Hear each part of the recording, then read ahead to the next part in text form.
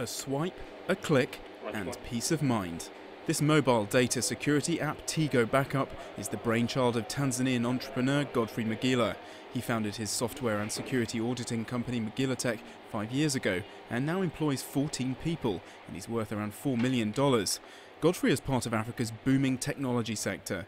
According to Partech Ventures, African tech startups raised some $560 million last year, up 50% from the year before. Godfrey says it's now much easier to launch firms like his. Africa is no longer the dark continent as it was regarded before. Right now we've seen different solutions that are created from Africa are being deployed by institutions, are being deployed and used in Africa. So that's different. However, Magila Tech does still use technological infrastructure made by Western companies to help it reach customers and grow its business. We use companies like Amazon, whereby it's quite cheaper, reliable, but also very easy to scale kind of platform. We depend some of the technology of Western technology just because there are some few missing components or technological gap that covers African-based companies performing the same thing. Africa has one of the world's highest concentrations of young people. Western tech giants see the African market as ripe for making profits and are heavily stepping up their investments on the continent. But British NGO Global Justice Now says without adequate rules to govern this, the local tech sector could be squashed.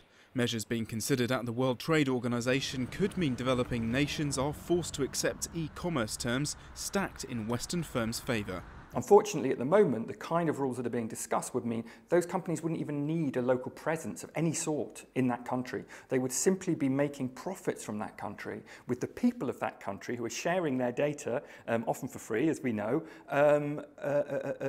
gaining nothing back. And those countries being in a position where essentially their industries will never be able to compete with the big giants.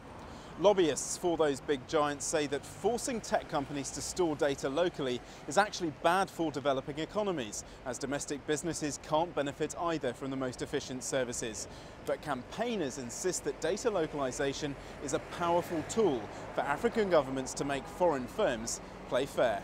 As long as African countries are able to keep that data locally stored, it means they have a better chance of being able to control, regulate and tax corporations, and it means they have a better ability to be able to control how the data of their citizens is used. Godfrey thinks African tech firms can hold their own against powerful Western companies if they do their homework.